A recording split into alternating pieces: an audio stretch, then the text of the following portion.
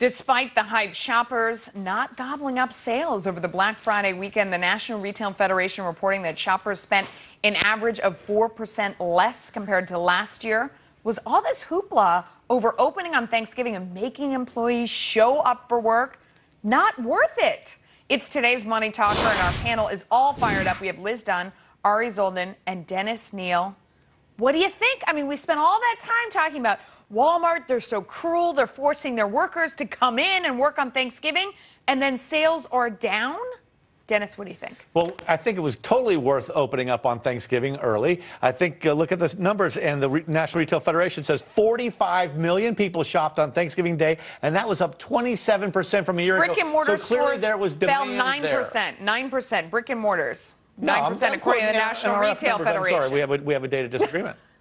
This is not true. I have it right here. National Retail Federation. Wall Street Journal. You know what's amazing? America's the only place in the world where we give thanks on Thanksgiving, and then a day later we're killing people trying to get into the Walmart. Yeah. It's kind of, you know. That's what makes us special. We're shoppers. We love to get out there and spend money, but I don't know if we really did this year. What do you think, Liz? I think once one big retailer came out and said they were doing it, it was smart for the other retailers to do it, because those retailers that were open on Thanksgiving garnered more share than those that weren't. But they're just stealing from each other, I think is the point. Is that there's going to be fewer dogs out there, that it looked like the streets were packed, but overall there were less people and less money spent in the stores. Well, why would you go into a store when you could go online? I mean, I just don't get that. I mean, people are waiting. Why isn't 100% of all retail sales online? Well, most of the sales right now are online, and they're going online. I mean, what's going to happen is that these It's less than half. It's still less than half of all sales are online. Online sales is 10% of all retail. But it's increasing. Hold on, it's increasing. Over this weekend, according to the National Retail Federation. It's increasing every single year, and it's not going down. So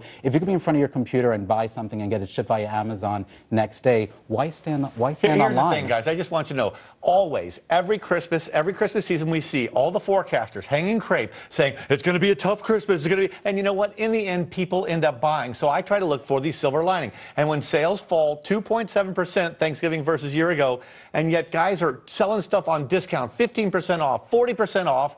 People left the stores with more stuff. Is that the problem? But is that the problem, that they cut their prices so much because the competition is so rabid that they made less money? I trust them to cut to where it helps them, doesn't hurt them. And why is it that the National Retail Federation, which knows that, my gosh, sales fell 3% this weekend, is not changing its forecast for 4% sales growth for the holiday season? Why? Well, they do this every year. They kind of hold their forecast until it seems like it's going to be something different, and then the week before they change it. They make it up. I wouldn't necessarily, but usually you see Black Friday weekend as a very strong weekend. That's been a weekend that kind of has taken share over the last several years. And so I think these numbers are weak. I don't think it was worth it in total, but I think it was worth it for those retailers that and it's also this cultural phenomenon to it. And again, it's only in America. People wake up at 2 o'clock in the morning to camp out and to actually I think they're going online. I think that more and more people. My stress level. This made me more anxious, feeling like I'm running behind in my shopping. I saw you out there in Best Buy. Actually, you were the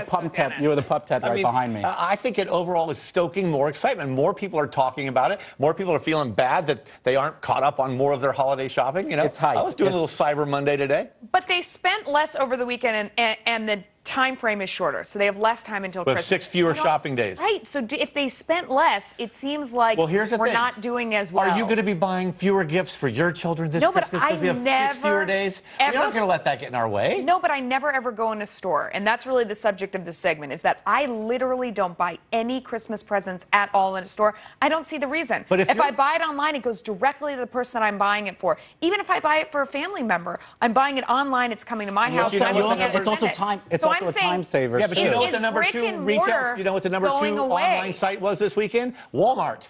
So Walmart, at brick and mortar retailer, was the second largest online retailer. So these brick and mortar guys can gain from online. Best Buy. I think, Melissa, your point is very important, because you do buy online, you ship directly to the people that are receiving those gifts. That cuts down on the impulse purchases. It cuts down on the self-purchases. That's really the upside in the holiday in a typical season. Do we need fewer stores out there? Because while people, I think you're right, Dennis, that we're all going to spend what we're going to spend. We're not getting fewer gifts. but the way we're shopping is changing. And I think that was proved this weekend by the fact that they opened all the time and still more people shopped online. Do we need fewer stores? And does that mean we're going to have fewer employees in those stores? I mean, is this a trend? We need fewer department stores in the middle price range, right? We need more discounters. We need more high-end. But the guys in the middle have been aced out, and those are the ones who have to consolidate and go out of business. These experts would probably be better on this than me. The stores, Melissa, again, the stores are really, I think that we're going to see a trend from moving from, the retail to more of a branding place. So, George Armani is on Fifth Avenue, well, because they need to, because Gucci's there too. How many people go through the store and whether that store is profitable is secondary.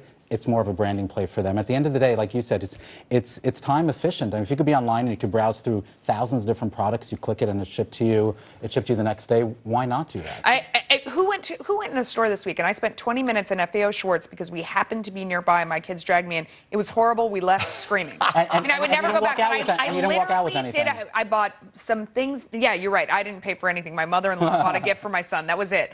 I literally did not spend 1 minute in another store the entire rest of the weekend because it's so annoying. But I'm the buyer in my house. I buy everything online. Did the three of you? Did you go inside a store? I didn't. Nope. No. I did, but it's kind of my job to be at the mall on Black Friday. But I did shop. That's unusual. Usually, I bought things at Nordstrom and I bought things at Lululemon, two places where things were not on sale. That's true, and two places I shop online. So there you go. Thanks, guys.